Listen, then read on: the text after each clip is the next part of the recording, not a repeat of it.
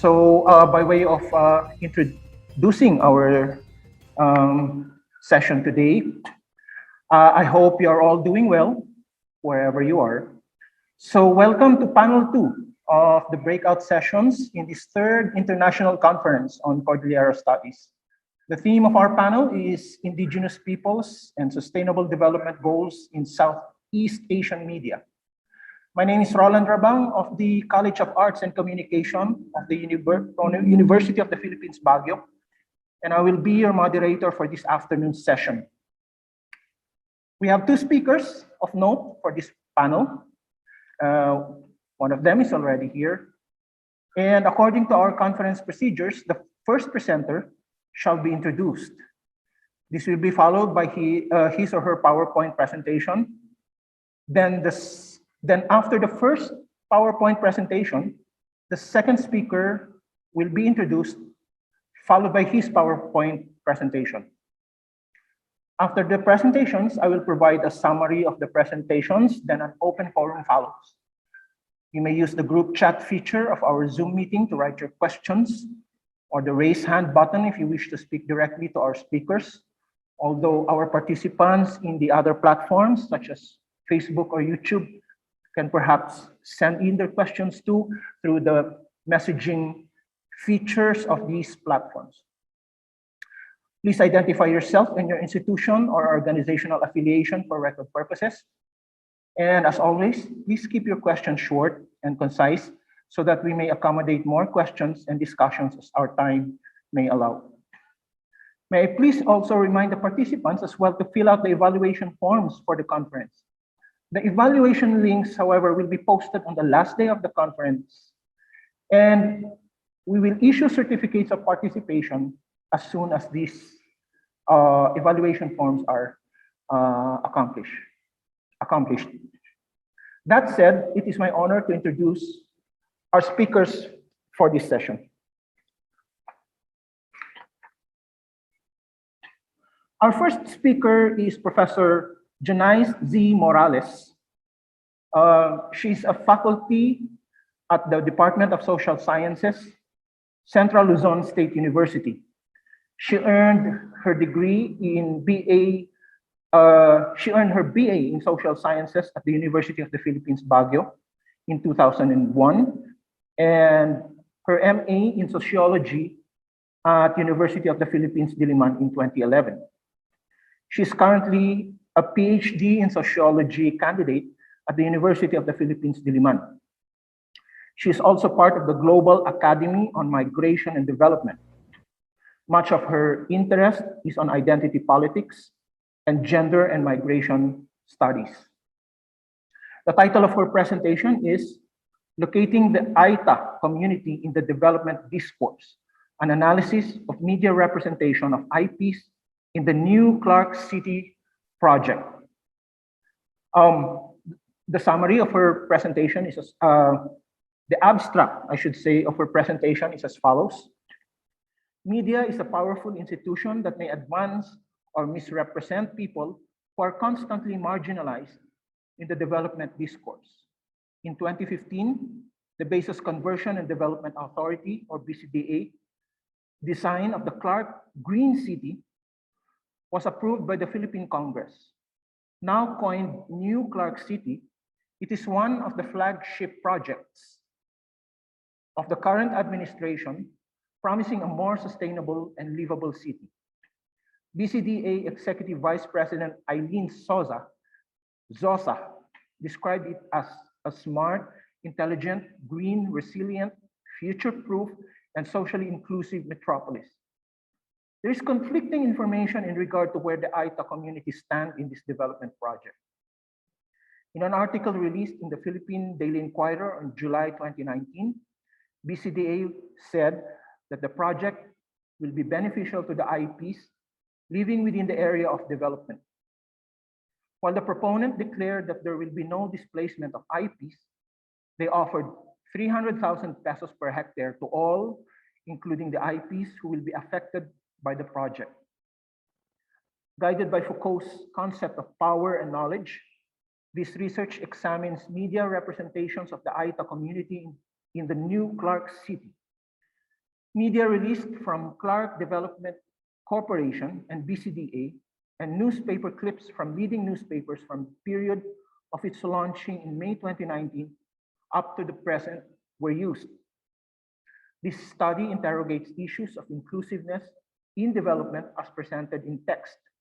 Moreover, it analyzes the tendencies of media as a platform to either give voices to what is consistently being muted or become a tool for making it more invisible in the development discourse. So what follows at this point would be the PowerPoint presentation of Professor Janice Z. Morales. Locating the Aida community in the development discourse, an analysis of media representation of IPs in the new Clark City project. Good day, my name is Jana Z. Morales. So for the outline of my presentation, first I will provide a brief background of the new Clark City project, and then the methodology that I use for this paper. Third, the discussion of themes that emanates from the data, and lastly, summary and recommendation. The new Clark City is designed to be the first smart, green, and resilient city in the country.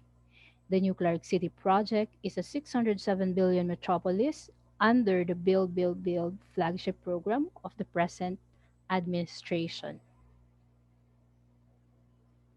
From the original Clark City in Pampanga, which is only 4,400 hectares, the new Clark City expanded to 9,450 hectares, now covering most area of Bamban and Capas Tarlac. The project is under the supervision of the Basis Conversion Development Authority. Part of the project is the sport facilities used during the 2019 SEA Games. Moreover, 200 hectares will be allotted for the construction of the National Government Administrative Center, or the NGAC. The NGAC will serve as a government hub for the purpose of decongesting Metro Manila. Since most of the national agencies are located in Metro Manila, the plan is to relocate them in the new Clark City. So for the methodology, this paper is actually an offshoot of a previous field research which I did together with my classmates in a graduate course in anthropology. The fieldwork was done in Santa Juliana, Capas Tarlac, where an Aita community is located. However, during that time, because of time constraint, not all secondary materials collected were used. Thus, the idea of doing a separate paper that will only focus on representation was conceptualized. At an initial phase of doing this, I did attempt to go back to the field, but it did not materialize due to the pandemic. Analysis about the situation of the Aita community vis-a-vis the development of the new Clark City will then solely come from the text. This paper is exploratory in nature. It will analyze text using Foucault's concept of power knowledge as a guide and a sensitizing concept. In Foucault's analysis of power and knowledge, it is crucial to examine who says what under what circumstances. Moreover, what is included or obliterated or even pacified in text gives us idea about power relation. So, for the analysis of text, I made use of two sets of materials. One, press release of BCDA from June 2018 to August 2019 that has a total of 19 articles. Another are online news from different media outlets from January 2018 to September 2020 that has a total of 12 articles coming from different media outlets. So at an initial phase, I made use of a word generator for coming up with initial codes. And then I reread again the articles to examine the following: one, differences and representations based on the frequently used words in all materials. Another is the general themes drawn from the text and the competing representations from the different sources. And when I say different sources, I mean BCDA as a source of the press release and the different media outlets for the online news. So this is actually the word list generated by word cloud. So I just picked the top 25 words in the word list. At the left side are the words that came from the BCDA press release, and on the right side are the words that came from articles of the different media outlets. Since the selected articles only pertain to the Aita communities in the New Clark City project, definitely there are a lot of similarities in the word list. But one must pay attention to the frequency and ranking of words. Moreover, there are words in the list from the articles of different media outlets that are not present in the top 25 listed words of the BCDA press releases, as you can see in the highlighted words. No? And these are words such as indigenous, ancestral, and displaced. These can also be visualized by the following word cloud. So this is the word cloud for the two word list. Notice that the words Aita, displays, ancestral, and communities are not as visible in the BCDA press release compared to the news articles as presented by the circle on the right side. What can be deduced from this simple word generation? Words that are more visible somehow describe the content of the two sets of text. Now, for the general themes drawn from these articles, there are three general themes. One, development as smart, resilient, sustainable, and people centered. Another is the exclusion and displacement in development. And lastly, security as a component of development. In the 17 global goals set as 2030 Agenda for Sustainable Development, SDG 11 aims to make cities inclusive, safe, resilient, and sustainable. This was the image that one can find in all the press releases of BCDA as the main proponent of the NCC. So the table here would show the difference in terms of how the New Clark City is represented in the press release of the BCDA and from the news coming from different media outlets. In one of the media release dated July 8, 2019, BCDA proclaimed that the new Clark City will be the most inclusive and sustainable city in the country. Among what is envisioned are the following. One, that it will be a green city with 60% green and open spaces. It will be um, a place where there is improved access and connectivity, and that the indigenous peoples and farmers will benefit from the project. However, in a research done by UP and the University of Glasgow, one of the research fellow, Andre Ortega, explained in which the New Clark City is a classic case of development aggression. In the satellite image of Ortega's research team, it showed large farmland were converted into concretes to pave the way for the project. Andre Ortega from the University of Glasgow, who is part of the team that did counter mapping of the terrain, exclaimed that in fact it is a schizophrenic development.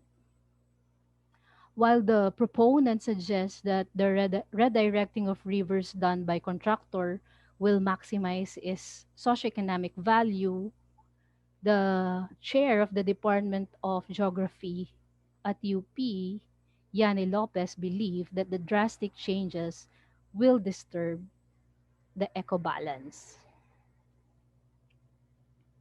As Ortega also said, no, you are trying to develop a green city by removing the green. So that's how they would represent or describe the new Clark City. The second theme, exclusion and displacement in development, according to BCDA, there are no declared ancestral domains or certificates of ancestral domain titles in the area. Thus, Aita families are not displaced. So, to simply put, according to BCDA, there is no displacement of the IPs in the new Clark City project. However, when you go over the news, coming from various media outlets, out of the 12 news articles reported cases of displacement and exclusion of the ITAs in the decision-making process of the NCC project. Another, BCD also mentioned in the press releases that there is constant dialogue with the National Commission on Indigenous People and the affected community. However, in the two-part article of Krisha Subing-Subing and Marielo Ramos from the Philippine Daily Inquirer, they elaborated the uprooting of the Hangi Tribe as a result of the development of the NCC. The NCC already started even before formal dialogues with the tribe happened. BCDA has yet to initiate a free, prior informed consent which is mandated under the Indigenous Peoples' Rights Act of 1997. Also in the said article, the application of the Hangi Tribe, which was originally filed in 1999, was denied by NCIP. NCIP also support the position of BCDA, stating that there is no certificate of ancestral domain titles application filed in their office. Thus, technically, no ITAs are displaced. So, based from the two government agencies, no ITAs are displaced. Another is um, the issue of giving a 7-day notice for the Aita community because Casimira Maniego, head of the Association of the Katutubo sa Mahawang, said some 500 Aita families in Barangay Aranguren were given the 7-day eviction notice from BCDA. BCDA then clarified that it's a standard follow-up letter sent to all claimants who rejected the financial assistance offered by the government. Now, in terms of the third theme, which is security as a component of development, BCDA also proclaimed that there is security, particularly economic security, as a product of the new Clark City project. According to them, in the project, there would be improved lives of ITAs. In fact, in the phase one of the construction of the new Clark City, more than 300 ITAs were hired, particularly in construction work. Another,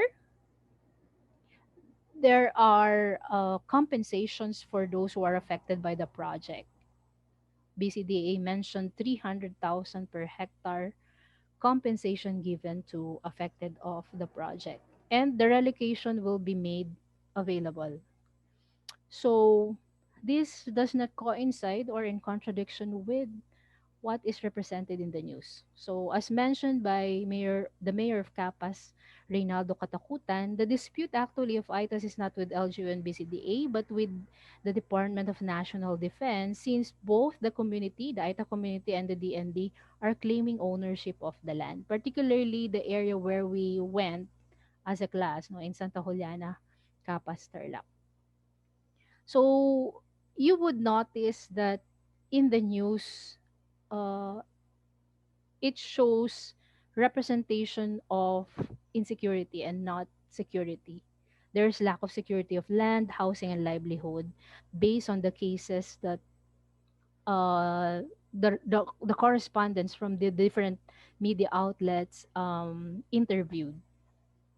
And in terms of relocation, there is no mention of where the tribe will be transferred. So even if BCDA mentioned that relocation will be made available, the IPs are not clear, or it's uncertain as to where they will be relocated. So in summary, in the Power Knowledge, Michel Foucault argued that in order for something to be considered as fact in a dominant discourse, other equally valid arguments need to be discredited. Thus, Foucault focused on institutional processes of production of knowledge. This could be found or could be seen when you look at the cases of the IPs in the New Clark City. There is constant invalidation coming from government agencies to the claims and clamor of the Aita communities, particularly in their invisibility in the NCC project. Given that different institutions provide different representations, the one in power can really pacify resistance or make people invisible in the development discourse. In the case of the ITAs in the NCC, the continuous dismissal of NCIP to their land claims make it easy for BCDA to exclude them in the planning and implementation of the project. Sometimes brute force is no longer needed to control the lives of others. Rather, control of information or creation of a different representation. So, for example, enticing the ITAs by giving them temporary jobs in the construction of the new Clark City actually displays the issue of ancestral domain claims. It creates an illusion that there is security in job and in their livelihood. So, for as long as media remains as a channel to communicate resistance and to serve as an amplifier to muted voices, then probably there would still be hope, that the patches of resistance among indigenous people can elicit just, inclusive, and sustainable development.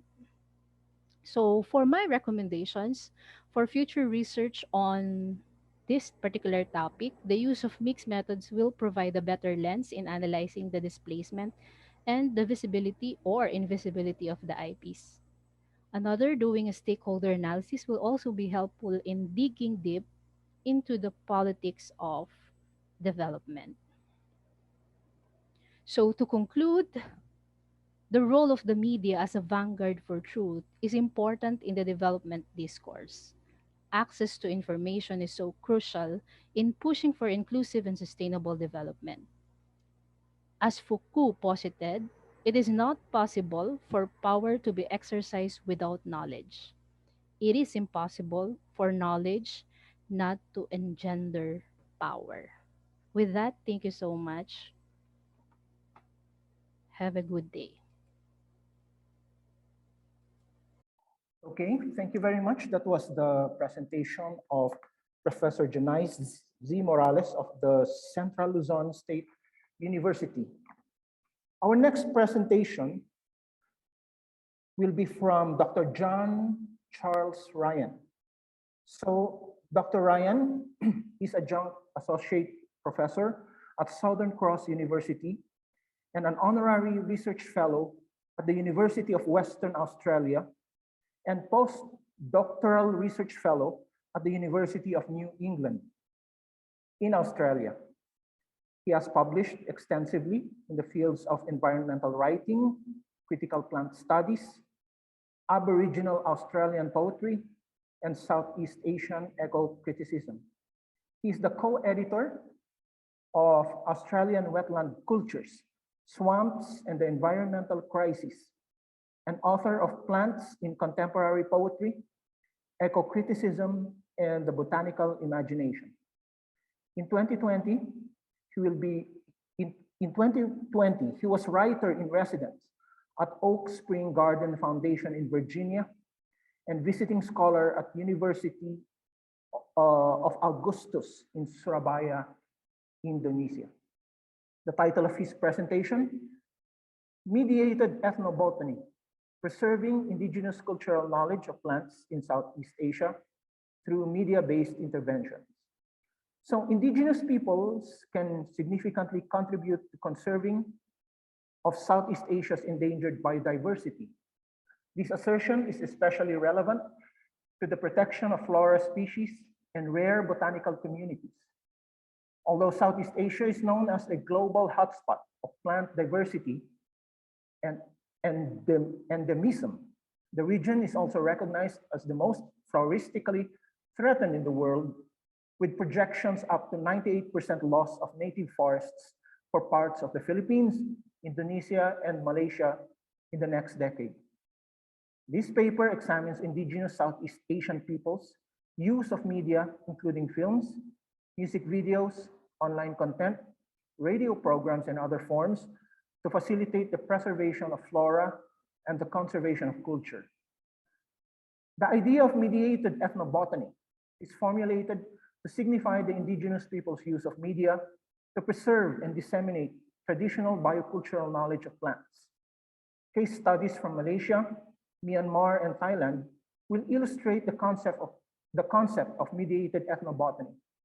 In Malaysia, for instance, there is a shift in the role of the indigenous Semai people of Ulu Gero in northern Perak state from gathering buds of the corpse flower Rafflesia as a traditional wound healing agent to acting as environmental custodians of the species and ecotourism guides. The latter is done through their interaction with media and creation of media products. In Myanmar, moreover, Chin poet Mia Kabiar advocates the protection of the biocultural diversity of the Chin Hills Range through a reflexive movement between traditional print-based and emerging digital forms of poetry practice. Finally, the hill tribes of northern Thailand reconfigure the ancient wisdom of traditional ceremonies in media contexts as a means to promote the protection of the remaining teak forests of the region. The mediated ethnobotany of indigenous Southeast Asian peoples provides a vital platform for preserving, promoting, and perpetuating biocultural knowledge that is becoming increasingly imperiled in an age of ecological catastrophe. So what follows now would be the presentation of Dr. Ryan. Hello, everyone, and thank you for the opportunity to speak on the topic of mediated ethnobotany, preserving indigenous cultural knowledge of plants in Indonesia through media-based interventions. My name is John Ryan, affiliated with Southern Cross University and the Nalungu Institute, University of Notre Dame, Australia.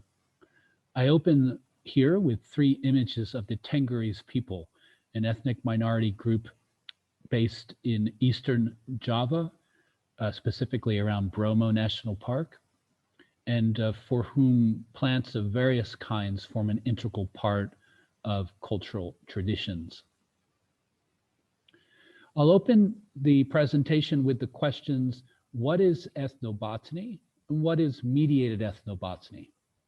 Before introducing 6 examples from the Indonesian context, namely ethnographic film and the example of the Sukadai from 1974, a short documentary film called Peatlands from 2020 that was aired at an environmental film festival, a multimedia example with Karoni Baroka's Indigenous Species, a poem that integrates other form of media, a music festival with environmental emphasis, Song Angklung Ujo from 2021, which because of the coronavirus had to migrate to an online streaming format for the first time perhaps in its over 50-year existence.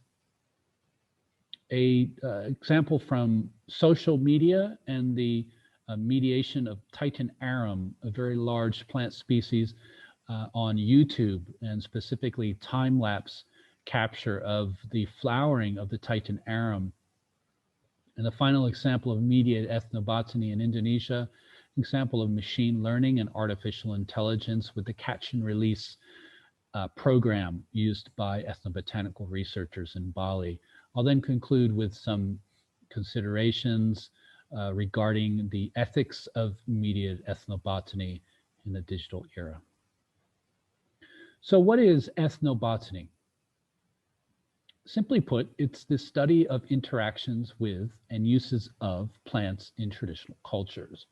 It comes from the history of American botany and a botanist named Harshberger, who worked with Native American people to identify their traditional knowledge of plants.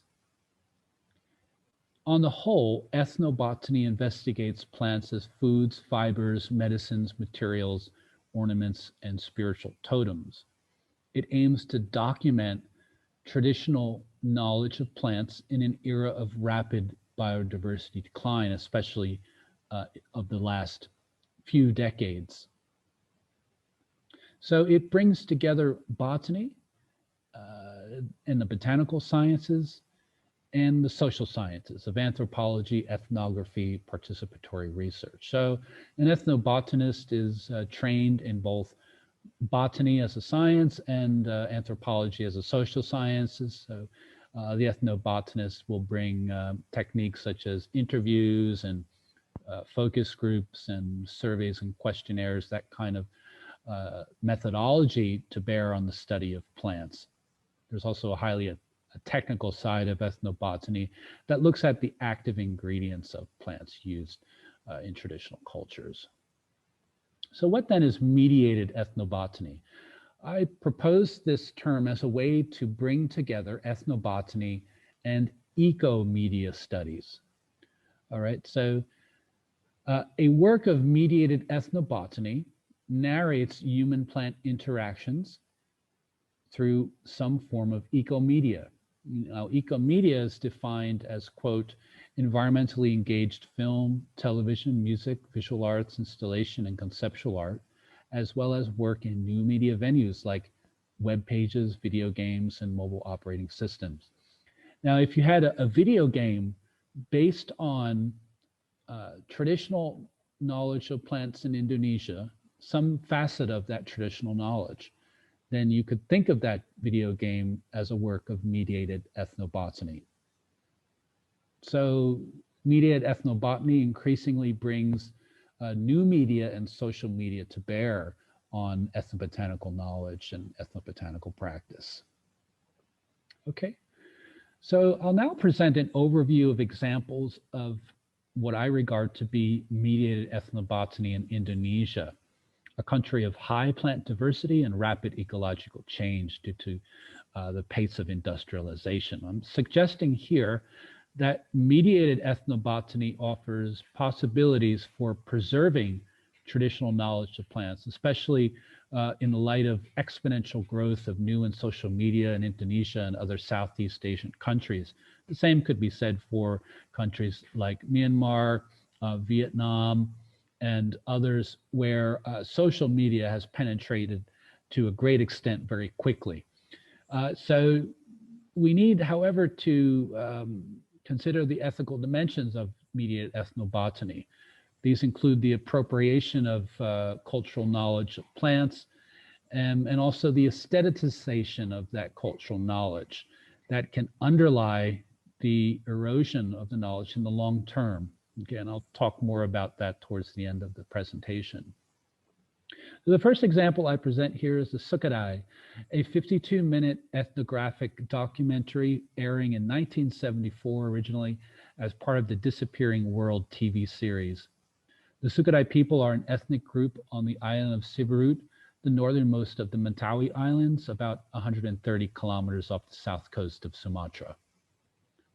The documentary records traditional relationships with plants such as the tusi, which purifies the people as they prepare for a ceremony. Around minute 17 of the documentary, you see a procession of people entering a ceremonial area. And as they enter that area, they're calling out to the tusi to purify them. And they can be heard saying, quote, "Tusi stems, as we pass between you, sickness cannot find us, and the voices of those who are hard-hearted will no longer reach us," end quote. Now, a more recent example of mediated ethnobotany in Indonesia is the short documentary film Saving Indonesia's Peatlands, One Pasta at a Time, premiering in 2020 at the Environmental Film Festival, the nation's capital. That's Washington, D.C. Arguably the largest and oldest environmental film festival in the world. This 4-minute film narrates the efforts of ecologically minded entrepreneurs to produce sago pasta from swampy coastal environments impacted by oil palm planting. As a species tolerant of swamps, sago restores the wetland habitat, but also inspires a sustainable cottage industry based on knowledge of the plant as a food and fiber. So the short film is activist, it's also inspirational. It can be considered an account of practical sustainability. However, it can also be regarded as a work of mediated ethnobotany because it narrates these traditional tactile interactions with the sago palm in order to process it into a fiber and food. Now, this is the kind of environment that the kind of coastal wetland peatland environment that has been cleared in the push towards oil palm production. This is a scene in Riau province in the northern part of Sumatra, actually the coast very close to Singapore. And so these environments have been planted back with swamp tolerant species such as sago, and then these cottage industries have evolved. So 2 examples there from film, short documentary airing at a film festival, and it's sort of a traditional ethnographic, extended ethnographic film aired in the 1970s. So let's look now at our 3rd example, which is a multimedia example. Now, poet Karani Baroka's long poem, Indigenous Species from 2016, is a multimedia work that combines poetry with batik imagery and braille. The poem originated as a spoken word piece, adding yet another dimension to its multimediality. In the poem, a girl is smuggled up a river in Kalimantan through a devastated habitat. Along the way, she reflects on the traditional relationships between people and plants that have also been fractured because of the industrialization of the landscape. And this is an example of the kind of juxtaposition of text and imagery, specifically batik stylizations, that make this such an interesting work of mediated ethnobotany in Indonesia. And we can see in some of the verse that there are indications of ethnobotanical knowledge. So in this passage, the speaker, the narrator, is addressing her captor. So when you wrap chloroform in my mouth, we are drifting past open sores of forest. Pestilent red wounds in the trunks, exposing great-great-grandmotherly rings. The circumferences it takes for rainforest to sprout its many legs of mystery. The soup of complex resilience, rust bucket water feeding ferocity as green gasps wide and devours canopy, the crazy lush of its tickling away into the ocean, end quote. So we see there's intimation of the particular temporal frame occupied by the forest and how that contrasts to the limited temporal purview of industrialization here.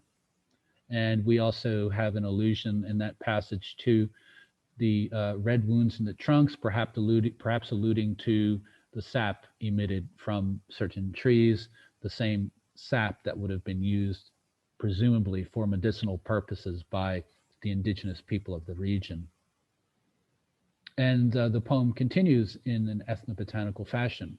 Quote, I would tell you this, but you are already knotting one of my ankles tight to the other. We once let the jungle whittle our lives down to habit. Forest sculpting foraging patterns, spice configurations in soup, longhouse architectural trends, how women live with bleeding, how we can't name what we can't name our children, how we groom the pelts on our bodies. And so the work is very much about those traditional intimate relations between people and plants that help to determine culture, in the way of collaboration and partnership with nature rather than determinism. And so that's why I characterize Kaurani Baroka's long poem as a work of mediated ethnobotany. Now, Baroka's work reminds us that music and performance are vital to the preservation of traditional knowledge of plants in Indonesia and many other countries. Indeed, many indigenous people's songs, for example, as we saw in the ethnographic film Sakure, entreat plants to help humankind in various ways. The song Angklung Ujo, or Nature and Culture in Harmony Music Festival, was founded in 1966 with the aim of preserving the Sundanese arts and culture of West Java. In the light of the coronavirus pandemic in 2021, the festival moved to a live streaming format. So this very recent phenomenon of the online music festival raises the possibility of reaching wider audiences, especially children, about the importance of plants and other elements of nature, their importance to culture, right? So a lot of the traditional songs contain allusions to plants and human relationships to plants. However, the instruments themselves are made from plant materials. And so the instruments themselves encode traditional knowledge of plants that is increasingly eroding as plants are lost due to industrialization, such as for oil palm. Looking towards our fifth example here, in the last decade, time-lapse videos of Sumatra's Titan arum have attracted considerable interest on YouTube and other media sharing platforms.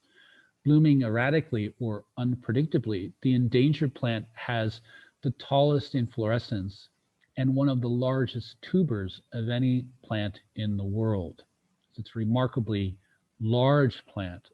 Some of these time-lapse videos of its flowering have been viewed over 10 million times on YouTube, remarkably demonstrating the public's fascination both with the plant and the imaging technologies that are thought to disclose its behaviors. However, from a mediated ethnobotanical standpoint, these social media narratives tend to conceal indigenous Sumatran interactions with the plants. The videos therefore become forms of mediated botany, fixated on the physiology, on the anatomy of the arum, rather than mediated botany, narrating human relationships to the arum over time. So we can distinguish then between mediated botany, the use of media in botanical research and practice. We can contrast that to mediated ethnobotany that would disclose human relationships to that plant over time. Very important distinction. Now, the sixth and final example is one of machine learning and the catch and release software that has been developed for ethnobotanical research in Bali. Now, catch and release is a new mobile application used by ethnobotanists to bring AI and machine learning to bear on their ethnographic field.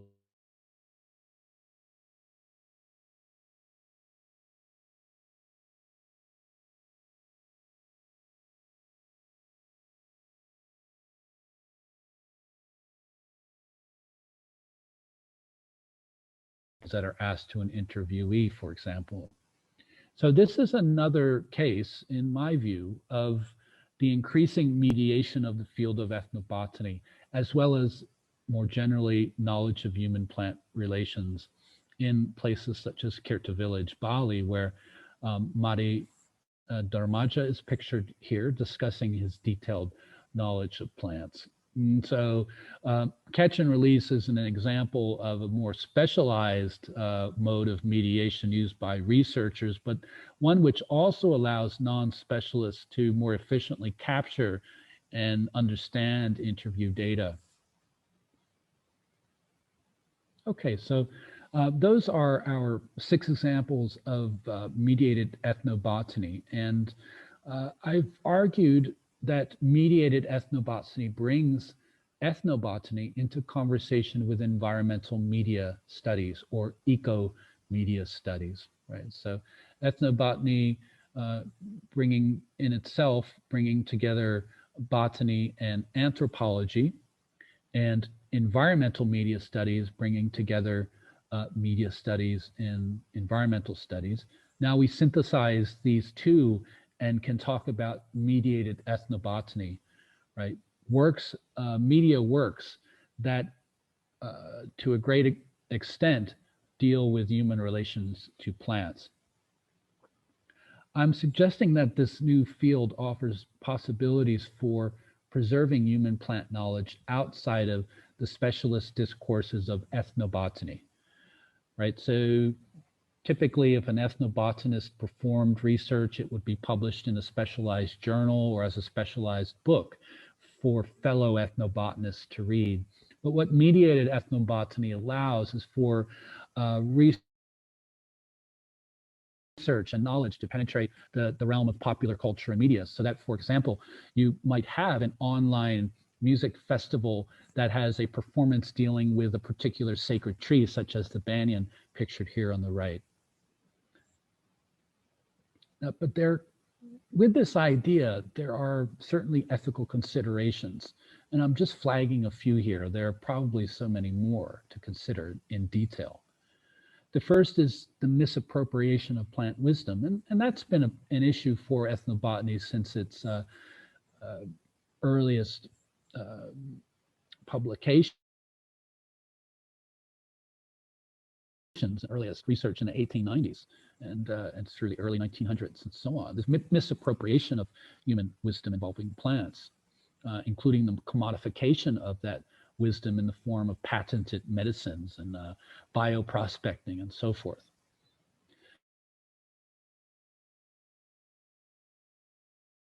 There's also the risk of removing the plant from its biocultural context through these forms of mediation. And we see that, say, with the YouTube time-lapse videos, where we have no sense whatsoever of traditional human relations to that plant, for better or worse, destructive or generative practices pertaining to that plant. We just simply have the plant in its flowering mode, and that's what the medial form is fixated on.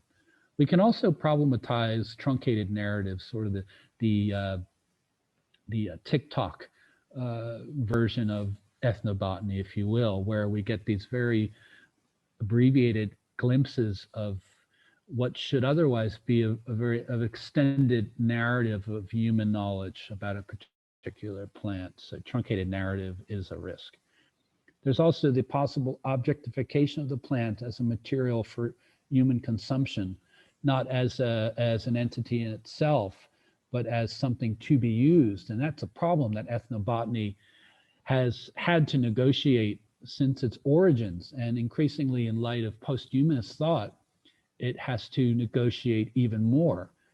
To what extent can we think beyond the plant simply for its use value as something to be eaten, drunk, processed, or used in some ceremonial fashion?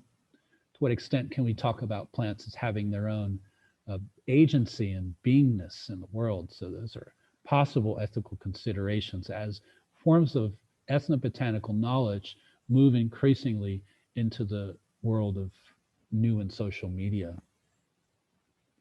Okay, thank you very much, and I'd be very happy to keep in touch with anyone through email if you're interested in this. All right, thank you very much. You have just seen and heard the presentations from our speakers. But before we proceed to the open forum, may I just provide you with a recap of their discussion, beginning with Professor Morales. The BCDA is implementing the development of new Clark City from an old Clark City in Pampanga, from 4,400 hectares to 9,450 hectares, encompassing Bamban and Capas Interlock. So using secondary materials that focus on representation, her paper was conceptualized and it is exploratory in nature. Her framework uses Foucault's analysis of power and knowledge. So it begins with the use of a word generator to show differences in representations based on the frequently used words. So From there, she obtained general themes from competing representations from sources, BCDA press releases against online news from mainstream broadcast and print media outlets. The themes include development as smart, resilient, sustainable, and people-centered, exclusion and displacement in development, security as component of development. So hinged on Goal 11 of the UN Sustainable Development Goals, to make cities inclusive, safe, resilient, and sustainable.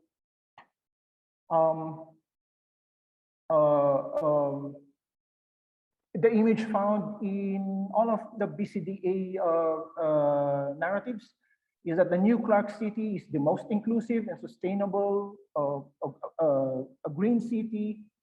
The indigenous peoples and farmers will benefit from the project with improved access and connectivity. However, the media outlets have said that this is a classic case of development aggression, with directing rivers to disturb the eco balance, and a case of schizophrenic development.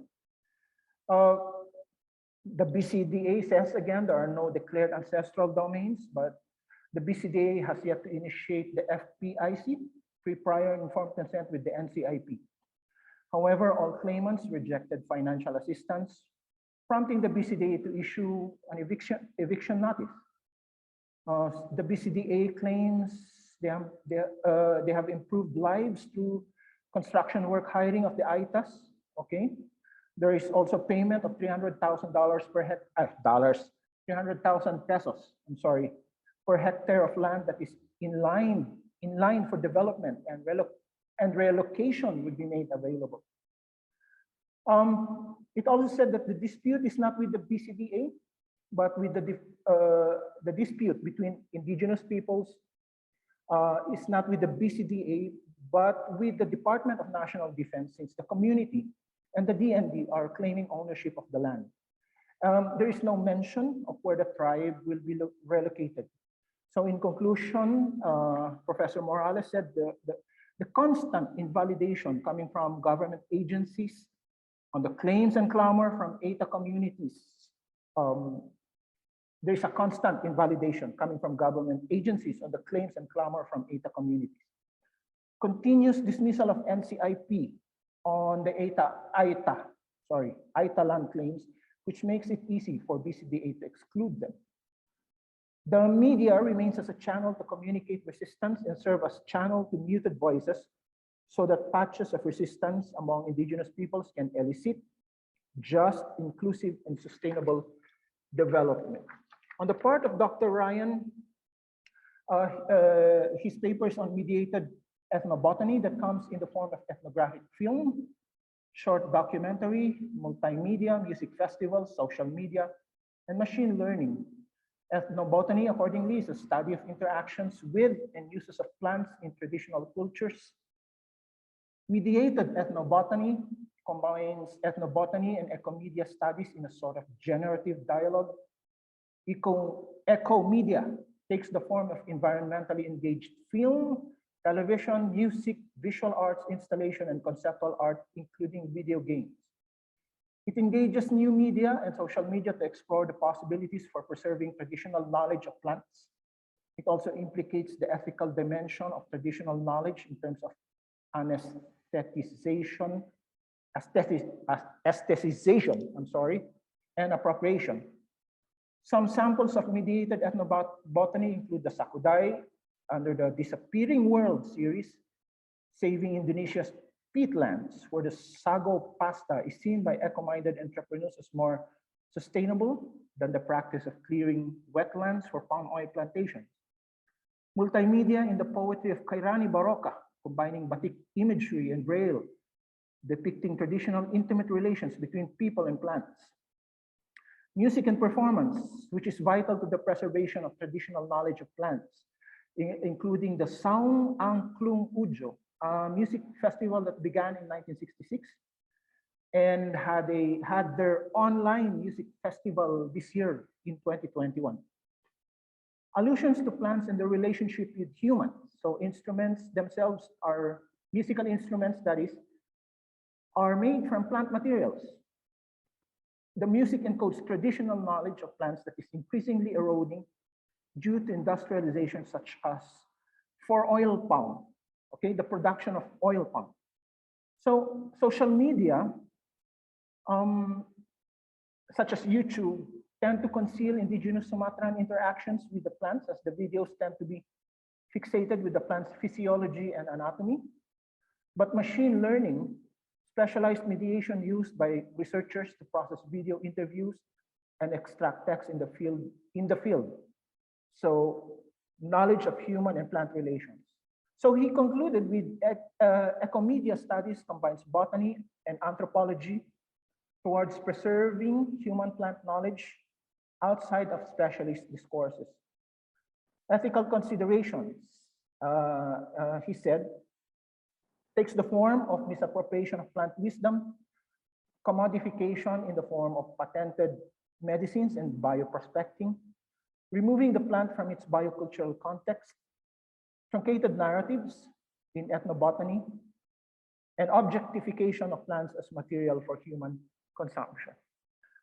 At this point, ladies and gentlemen, I'm checking the time. It's 2:05 p.m. We now open the floor for the open forum.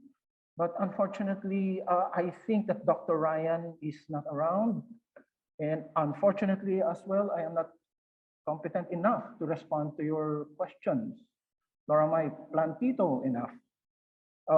Unless there's somebody in the audience who can respond to the questions directed to Dr. Ryan.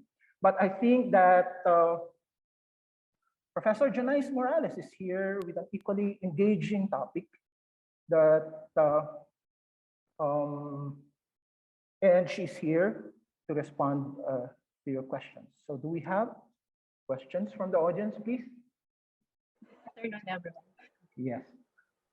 Ma'am, I think that what you just presented to us are two different discursive formations. If we follow the thoughts of Michel Foucault, one is emanating from institutions such as the government through the BCDA, and civil society, on the other hand, through mainstream media.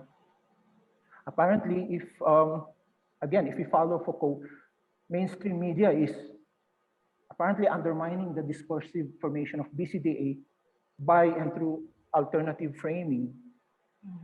So what could you infer initially from this? So you did also, you did mention too about subsequent analytical tools. So for instance, what more information could be obtained beyond these media reproductions if we also follow Michel Foucault's archaeology of knowledge? Okay, so the idea of using the power knowledge of Foucault has something to do with trying to look at patches of resistance, no, in terms of the community, because I do believe, no, that when you look at the press releases of BCD, those media releases are also used by the media outlets. No, sometimes correspondents would ask for information to government offices, particularly those who are proposing projects, no, to get information about the project. So my worry when I created this paper is the fact that what kind of information is being released, no, particularly by the proponent, and in what sense do the media outlets make sense of it, no? And what I see as a contribution of media, no, in this particular topic of the Aita community and the NCCs, that at some point they provided an avenue, as you have mentioned, an alternative discourse for the community and even, no, the scientific community as well, no, to air their position or claim in terms of what is happening in terms of the development of the new Clark City. So I see the, what do you call it? I see the importance, no, of the role of media here as an institution in giving us an alternative in terms of the facts or informations that we need to know in terms of the position, no, or yes, the situation of the Aita community, particularly on developments such as this one. Yes, ma'am. I also wonder about the Indigenous Peoples' Rights Act. I mean, it is my impression that the the the NCIP would tend um, to look favorably, if you will, Yeah. on the situation of indigenous peoples. And yet, your paper mentioned that they have not acted on the petition of the NCIP for the awarding or the grant of an ancestral domain title. Uh, what could possibly be the motivation as far as the NCIP behind this position, as far as the Aita indigenous peoples are concerned? Not to malign, no, the NCIP as an agency, but when we go to the field, no, this is separate from the paper that I did presented. No? When I did go to the field, the community really don't know anything about the project. No? They just see it as there's some construction near their community. No? And a lot of them would share that NCIP did not have any consultation with them. Those are the Aitas in Santa Juliana, Capas. Because we're talking about a large area here, different tribes of Aitas do have different issues as well. So I think the position of NCIP has something to do with the dispute between the claim of the Aita community and Santa Juliana, which is where the DND also do have their military installation right now. In fact, when we went there, it's so strict, no? When we entered the community, because they're undergoing they're undergoing military operations, no, under the visiting forces agreement in there. So there are exercises. So, however, that's my point. No, they're trying to make it technical in saying that there is no title, or the ancestral domain claim was not granted. But I've been this particular paper is so personal to me because one of the hometown of my parents is Barangay Aranguren, Capas, no, which is part of the NCC project, and I did grow up seeing the Aita community there. No? So therefore, my point is when you look at claims, no, well, probably they don't have yet, no, the ancestral claim title, but they've been there, no, even prior to the development. So if we want development to be inclusive, let's not be technical in trying to look at claims, no. And another is the fact that it's really a political issue, no, when you look at the Aita communities. One, because there are different tribes that are involved, and then there are different areas as well, no. It covers Mabalacat City in Pampanga, and then areas in Banban and Capas. So I would suggest that probably other researchers would look at the differences as well, no, on the claims, and at the same time on the needs of the different tribes of the Aita community there, because they have different issues depending on where they are in the area of development. No? So I think, in all fairness, because I just focuses on the text, no, the reason why, in my conclusion, those are all coming from the media or the news, no. But to be fair about it, I think NCIP is also in communication with other areas, such as those Aita in Kalangitan. No? So they are in communication with other Aita tribe, but that's the sad part. Not everyone is informed about the project, or they do know about it. No. In fact, the displacement of farmers in Santa Juliana because of the military practices out there, no, it's not even visible in newspapers. No? So that's the reason why I did have an interest in trying to look at media representation here. Okay, thank you, ma'am. I think we have some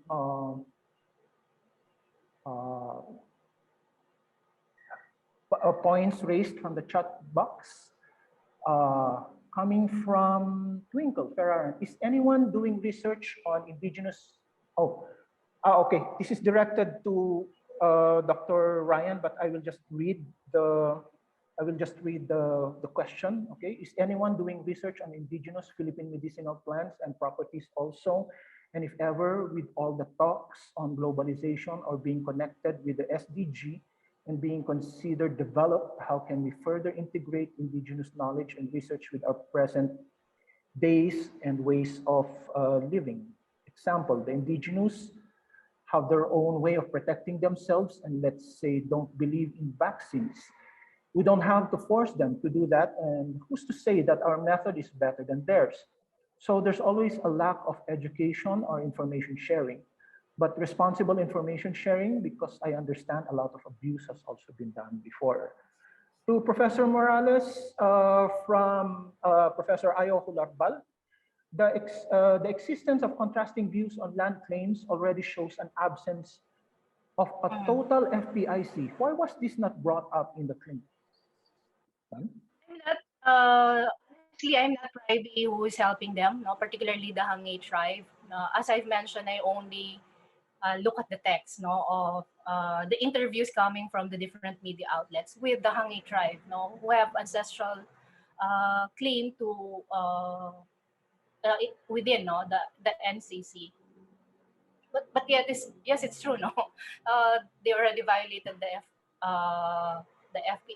FPIC, considering that even in the area in Santa Juliana where we went, no, there's really no idea about what is happening around them, no, and how it will affect their livelihood, such as farming in the development of the new Clark City.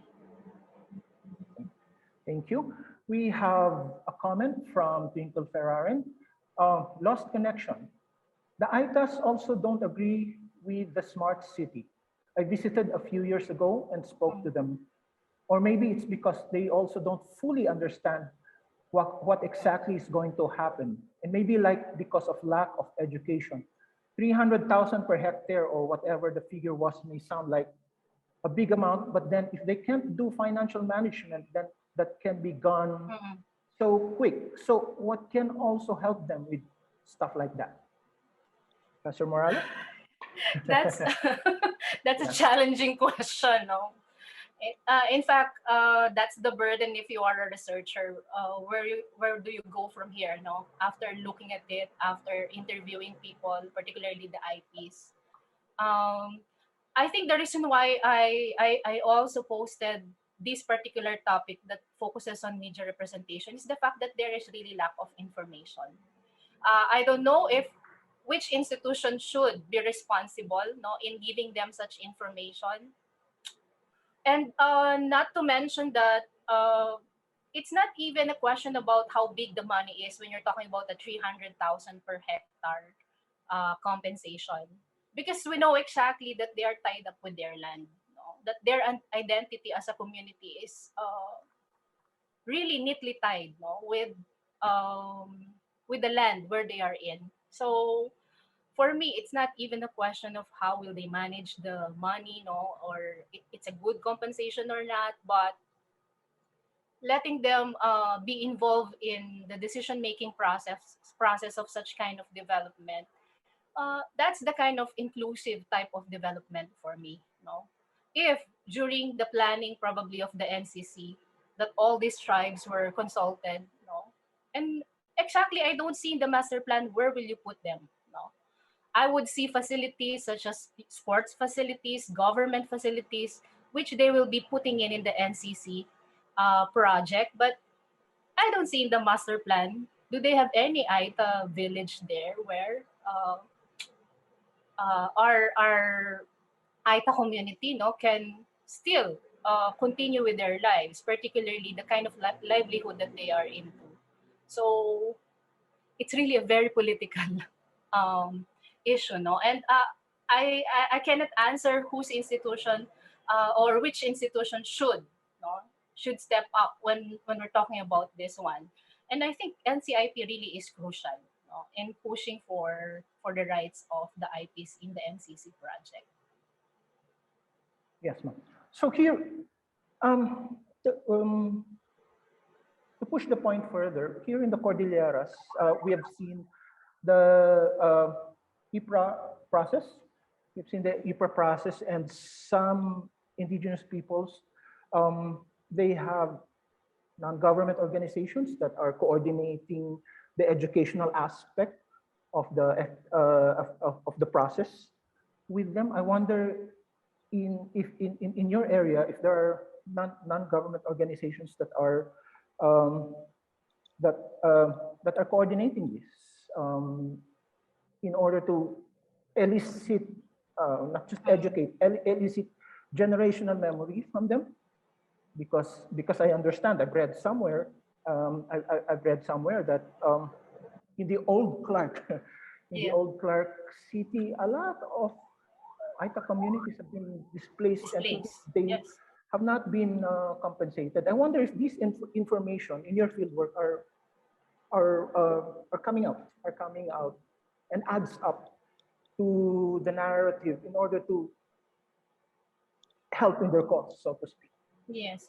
I did encounter some NGOs when I look at online materials now, but what I did is to just zero in on the news so that I would at some point avoid biases, no? Because probably uh, when you get information, for example, or text coming from organizations, definitely they have advocacies. The reason why I did intentionally not include them in my analysis and just focus on the media on that. But I think there are, no? I'm not sure who are these people, but there are NGOs who are also helping the community. We have um, another question from the chat box from Professor Hularbal. Dr. Morales, is there a media outlet in Pampanga headed by the indigenous community, or one that directly involves them? Just curious. And another question, and a follow-up to that, because the flow of media discourse still tends to marginalize the Aita as muted voices that require mediation. Are there efforts to encourage indigenous communities to voice out based on their own terms? I'm not sure of efforts, no existing efforts that would help them to voice out. And I think there is this one that I encountered when I look or browse at the materials online that are directly involved, no, or their advocacy is to at some point make the Aita community there visible. They are releasing it's called Likas News, no? They are releasing featured materials or featured article of the Aita community. But aside from that, I have no knowledge of any, no, who are involved in including, no. It's true, no, that there is really a need as well to include them to produce informations for their community as well, no, because definitely particularly the mainstream media outlets, no, um, is also limited when you're talking about how are they going to involve, no, the Aita community in producing, no, in producing such information. Um, I wonder, Professor Morales, if the mainstream media, for instance, Inquirer, and obtain their information from the community itself, or is there any other source that, aside, of course, from the fact that I understand BCDA will send in press Media release, release. and they will tend to verify that. But mostly, where do they obtain their sources of information? Based from all the texts that I've read, no, they are basically interviewing um, people from the Aita community, no, and of course, as I've mentioned, uh, they also interview scientific communities, no, who Yeah. are involved in the research, such as UP, for example, and University of Glasgow, no. Because I think if Inquirer or other media outlets did not release such kind of information, where will we get it? No, if we are lay persons, we cannot get it we cannot easily access it, no, if you're not a member of the academe. So on that note, I think they still have an important part, no, in trying to give us information about the project. Okay, thank you, ma'am. Time check at this point is 2:25 p.m. We have 5 minutes left in our session, unless there are more questions coming from the audience. Are there any more questions coming from the audience for Professor Morales? Okay, at this point, I wish to announce that the next panel from here is panels 5 to 8.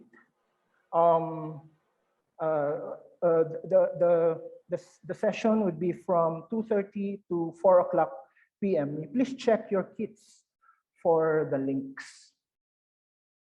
Unless there are further questions,